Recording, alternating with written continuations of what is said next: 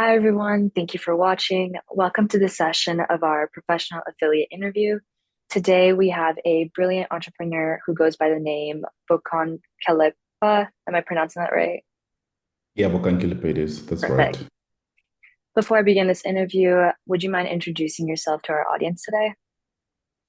Hi, my name is Bokang Kelepa, the former managing director for Baletsema Mining Services, and I'm the chief growth officer. I'm based in South Africa. Our offices are in Johannesburg, Rosebank, and then from there we've got multiple offices in Secunda, which is in Mpumalanga, multiple provinces, and then from there one in Lesotho. Thank you. Perfect. Thank you so much. So we're just going to jump right into it. Your journey from humble beginnings to becoming a leader in mining entrepreneurship is remarkable. Can you share some key moments that shaped your path to becoming the managing director of your company? All right, I was brought up in a mining town. Home is Rustenburg.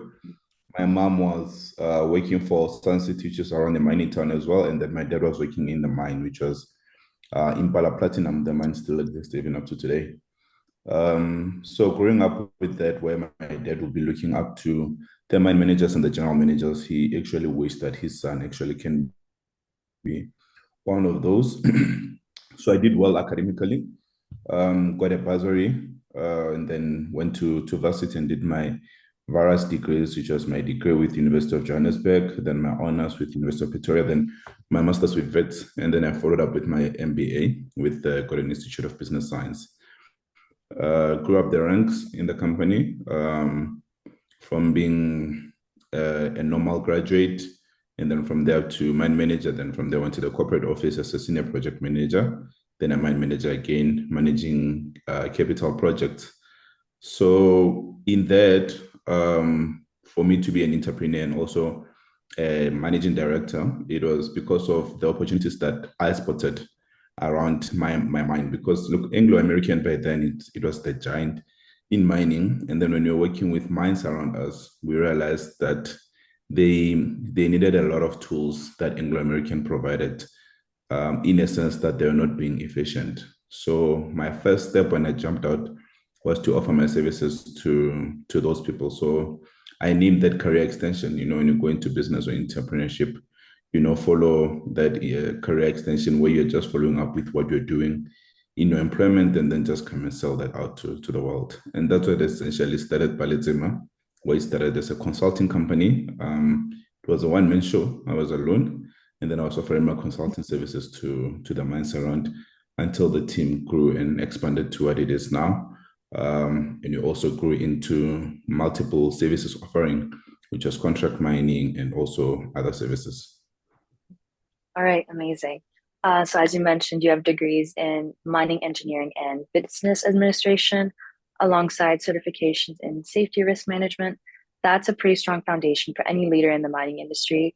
Taking that expertise into consideration, could you talk about how these qualifications influenced your approach to leadership and entrepreneurial decision making?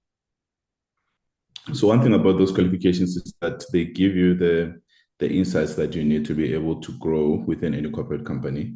Your reasoning becomes different as well. You are able to talk and view things from a different lens. So that's what helped me with that.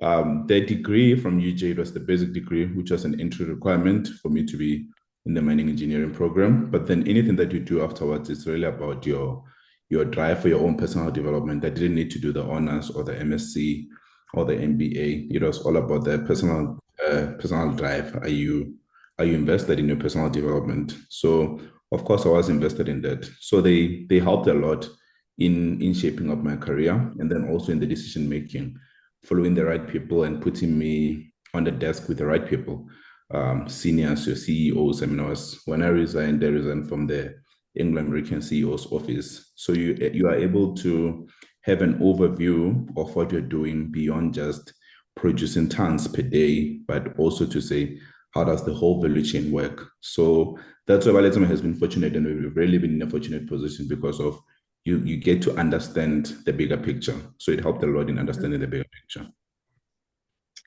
Perfect. That's a great answer. So, as you said, you are the managing director of a company with over 200 employees. Our audience and I would be interested in the following question. How do you balance advancing your business while promoting environmental, social, and governance mining practices? And how are you able to empower the communities where you operate? So what we do, Baletsema means coming together in unity to achieve a common goal. That's what basically Baletsema means. We work a lot with collaborations more than anything else. The core responsibility for Baletsema is to offer mining services. The other relationships in terms of managing your ESGs is through other partners that we have. So you've got partners that basically run your SLPs, that run your SLPs being your social labor plans and your corporate social responsibilities. We've got partners that do that. So that's how we basically make sure that we get it right in that sense, that we are also invested in those companies more than just us focusing on ourselves and our clients offering those services. And then other than that, also the selling point for Baletsema was that we're going to collaborate with a client in when we work with them, we collaborate. We don't just come there and when the client says to us, do the belt conveyors for us, and all we do is just belt conveyors. We understand where does the belt conveyors maintenance and installation, where does it fit in the bigger picture, like I said. So those collaborations that we have with them, we also are able to contribute towards that bigger picture, which is the ESG. We are definitely contributing towards it to ensure that we also play our part, being ISO 14001 certified, ISO 10001 certified. So all those kind of things is through collaborations. Amazing. It's inspiring to hear you talk about your company's commitment to local communities. I think a lot of entrepreneurs can relate to the importance of giving back to your own community. Um, Speaking of leadership and wider impact, um, can you talk more about the role of innovation in the mining sector? Specifically, how do you see the fourth industrial revolution and renewable energies shaping the future of mining? And how is your company integrating these innovations? All right. I'm glad you're actually asking this question. I form part of the council called the South African Colliery Managers Association, and now we are also partnered and we're also participating with the Association of Mine Managers South Africa, which looks at all the commodities. So the Colliery Association looks at the coal mines, and while the Association of what the coal mine managers looks at metalliferous mines. So basically, it covers all the mines. So what I founded back in 2019 was what is called 4 Iron Mining Seminar. I've been able to now push it and hand it over to those associations that I mentioned, making it much bigger and also reachable to everyone else, and allowing the members to be able to attend for free while the sponsorship is being done by multiple companies, including ourselves as well as Baletsema. We're basically sponsoring the event. And the whole point is to make our members aware of the changes that are happening in the industry. I mean, even us in South Africa, we're not first world, but then we also already have driverless machines. So you see automation also coming in South Africa, despite the fact that we thought it's something that is a bit far-fetched for us, but we've seen that happening. So how do we ensure that we take everyone else with us? How do you make sure that we lead the change? So we lead the change by making sure that the manager who's in charge of the mines at the moment, they're well knowledge or versed in terms of the changes that are happening. So that's what we're essentially doing with that Fire and Mining Seminar. It's taking place soon. We bring multiple companies, big companies that are already operating in South Africa, and they introduce the technologies that they're using and teach everyone else around it, and to say, for you to be able to be relevant in the future, what is it that you need to do? How do you add basically on the qualification that you already have? How do you augment it to make sure that you're relevant? So that's what you do as Baletsema. It was a Baletsema initiative. If you can look at the logo here, initially this logo didn't used to have this diodes here that you're seeing here. It was just a plain logo CM. But then this is us saying we appreciate the innovation that is taking place in the industry, and we're making sure that we keep afloat on it. So you'll see it in our systems that we do. We've got systems, softwares that are helping us more than just using your typical spreadsheet. So that's how we've been doing it. Thank you. That was very insightful. I'd like to shift our conversation to your focus on mindset and success. How do you guide individuals and organizations in developing the right mindset to unlock their potential? And what role does personal transformation play in professional success? So, the conversation that we had recently, and this was by one of the mining legends, Bernard Sonipol, and he was saying when we're at varsity, we are only taught technical stuff. So people will get their Ace in their technical stuff. I mean, that's at school, a person will pass with cum laude, be in the dean's list. But when they get to the workplace, they realize that now they're not only dealing with books, but they're dealing with people. And that's where a lot of people fall. They don't really understand how to deal with people. People are not computers. People are not a book that you're going to read and then go and reproduce it and you pass, you get marked, then you pass. You have to like literally be intentional about understanding people, how to effectively communicate with them, and therefore be able to get results from them. Because when you get to the mine or when you get to real work, the real work world, you need people. Results are from people. It's not something that you can be able to do alone. So leadership is very important, and teaching people to say how are you going to be able to take people within whatever you do, because you're not going to make it by yourself. You need others to be able to make it. So that is why I'm very entrenched in that. I'm a John C. Maxwell certified speaker, leader, coach, a trainer, all those. And I spend a lot of time basically training that. And that's one of the secret ingredients that saw me growing quickly through the ranks. I mean, people still reckon that I'm young. I believe that I'm getting old now. As you can see, that I've got a couple of gray beards. But then below the age of 30, I was already at the corporate office, and that was under 30 already. I was the youngest in the boardrooms, in the CEO's office, I was the youngest. And you look into that to say, how was I able to do it? It was my ability to be able to communicate the vision, be able to sell it to people, and now eventually be able to produce results out of it. So it's quite important that you get that thing right, because I saw even myself leading people that used to do better than me in terms of academically back at school. I had to use them and say, oh, you understand a certain point clearly than me. I will send you there to go and do it, but you will be reporting to me. And that's how it has been happening. Even now in Baletsema, I look at myself as not the smartest person, but I hire the smartest people. And that's how basically leadership works. Are you able to communicate the vision to people? And then are they able to buy into it and run and come after you? If they do, then indeed you're a leader. Thank you very much. That was a very interesting answer. I'm sure that leading a company in a volatile, uncertain, complex, and ambiguous environment presents challenges, which I'm sure many entrepreneurs are familiar with and struggle with. What strategies have you found most effective in navigating these complexities and leading your team through uncertainty? So in back in 2018, I read a book called The One Thing. I don't know if you know the book called The One Thing. And while I was still reading it, actually, and then I read it in between 2019 and 2020. And when I was reading it, that's when COVID hit. And when COVID hit, COVID had hit, like, it sort of dispelled a lot of things that I had learned from that book. The one thing, we are still there. We are a core mining company. That's what we do. But besides that, if you go into our website, you'll realize that we have Baletsema Holdings, and in that we've got Baletsema Investments. That has allowed us to diversify so that if any part of the company is suffering due to any reason, then there's another wing that is basically carrying the company.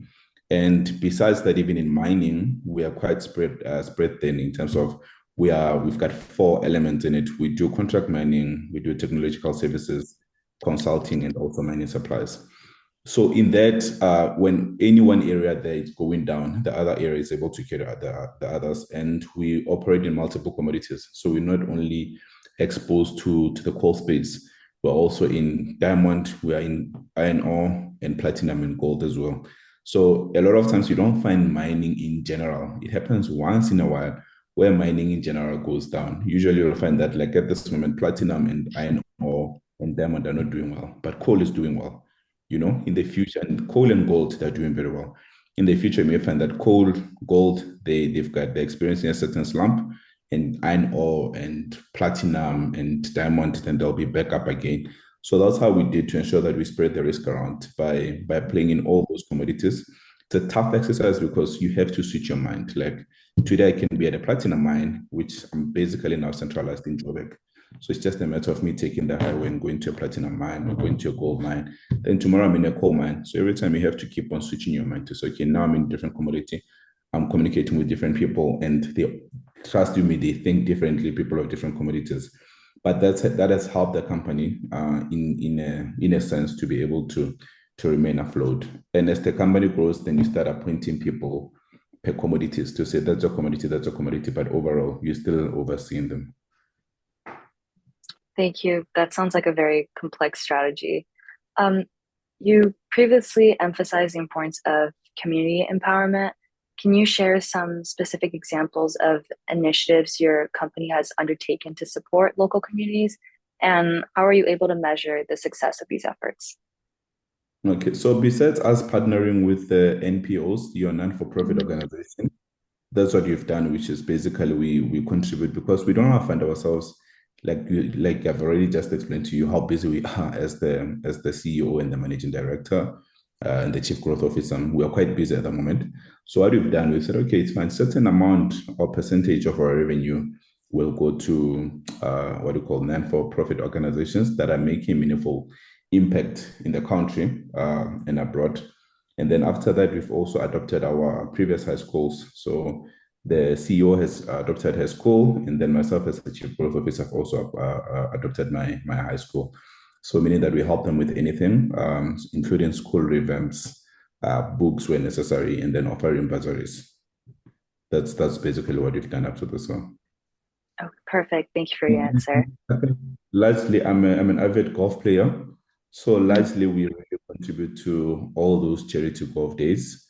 We are sponsors. Yeah, we put our names out there. We, as much as possible, to help. And when necessary, when we see somebody who's a candidate who we can adopt in those charity cups, we do that as well. Perfect. Thank you. That was very educational and insightful. So as you mentioned previously, I know your company struggled with COVID and switching from like the diamond to the coal industry. Um, could you talk more about significant challenges and potential opportunities for the mining industry in Africa over the next decade? So we're going to clean energy, even though it's a conversation that people keep on going back and forth with it. And you even see with our president here in South Africa, President Cyril Ramaphosa, and your Minister of DMRE or Minister of Minerals and Energy, Honorable Gwademandash, you see them, I mean, they don't share the same vision. Gwede is of the opinion that coal is here to stay, it's going nowhere. Where else Cyril basically says, no, let's close the power stations and let's start going to clean renewable energy. The newly appointed president now, Donald Trump, came back on the stage and to say other countries are busy opening new power stations. Why are we supposed to be closing ours? So you would say that the future of coal, it's dull, but it's not dull. So I would still say people should still look at coal coming to play. We come in with a lot of technologies, and we also form part of that council or part of that board, where we're looking at the carbon capture initiatives, where you're able to store carbon away to ensure that we've got a carbon neutral area where we're not affecting our atmosphere negatively or the ozone. So coal will still exist. One should still invest in coal. You're looking at battery operated cars. Copper is still the future. Copper, chrome is still the future. Diamond is a bit threatened at the moment. I'm not sure how it's going to make its comeback because of now we've got synthetic diamonds or lab grown diamonds, like we call them, the LGDs. I mean, I'm just thinking for myself, I do drilling, and if I can buy cheaper diamonds somewhere and I'm only going to be using that for drilling, then I'm definitely going to buy it. So most probably the diamonds that are going to be appealing to the communities or to the masses will be on jewelry. And because of there's some value there that somebody perceives it to be there. So diamond is a bit challenged. I'm not sure how it's going to be bouncing back. But generally, other commodities, I'm just saying they're just going to keep on going back and forth. They'll go up and down as needed. And coal is not going to be disappearing anytime soon.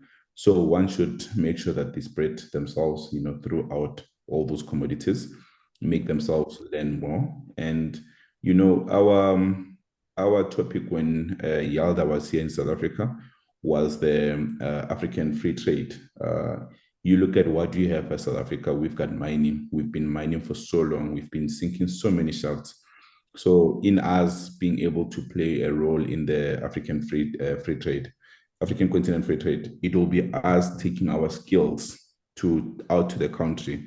And skills means taking our people and taking our resources to go and mine. So it's very important that we hone that skill and make sure that we don't let it go, so that it can play a part in contributing towards that African continental free trade. Perfect. That'll definitely be interesting to see how those different industries progress over time. Speaking of YALDA, I'd love to explore your relationship with our organization. Could you explain to our audience how you first came to know about YALDA and what your initial thoughts were on the organization? Well, I got approached by Valencia. I think he saw me on LinkedIn or he Mm, Googled me. I'm not sure how he got a hold of me, but then afterwards, I wasn't actually keen in participating until I saw what YALDA stands for, and then with that, eventually, then I agreed to say, you know what, it's for a good cause, and therefore I'll be keen to participate. So that's how I came across YALDA, and yeah, I'm still a big supporter of YALDA. And yeah, I'll still be keen to be out there to support where it's necessary. perfect. Thank you. Well, we appreciate you being here. I know that we have a lot of young, aspiring African leaders who are interested in starting their own journey. Do you have any advice for them on how to navigate common pitfalls as they begin their career? So we used to say USA, it's full of opportunity. That when you're in New York, you can be anything that you want. But now, with the connected world, where now we don't have boundaries anymore, you realize that everyone has got that opportunity. Um, so what I will encourage everyone now is that they must give it a shot. Everyone must go out there and play their part. The world is really limitless. It's boundaryless. You are not in South Africa now, but we are talking live, you and I. There isn't even any buffering, if I can call it that. It's quite clear. You know what I mean? So they really need to go out there and go play their role. And for the Africans who may be listening to me now, Africa is one of the countries that are basically now earmarked for development, because by 2030 we're going to be having the youngest population. If you look at 2030, and that's youth, and that's when you'll be having the most youth, and that's the productive years in a person, in any person's life. So when that time comes, they need to be ready to make sure that they what do you call, they benefit from all the investments that are going to be happening. I mean, if you go to Rwanda, you find Silicon Valleys, you find your Silicon Valley there, you find your, I mean, there's Google, there's Carnegie Mellon, there's multiple companies that are there that are basically being invested in Rwanda and other places. I mean, South Africa, now we've got Amazon ourselves. So with all those investments that are happening, let's make sure that we get our ready for that so that we can seize them as well. So it's a positive outlook out there. You just need to prepare yourself and be ready so that when it comes, you can be part of the success that Africa will be going through. Perfect. All right. Thank you so much for those inspiring words. So we have come to the end of our interview today. Thank you so much for taking the time to be here today. I know that I learned a lot and that our future African entrepreneurs also learned a lot. And I will be sure to apply this knowledge in my own career. Thank you so much for being here. Thank you. Thanks a lot, Hey Mia.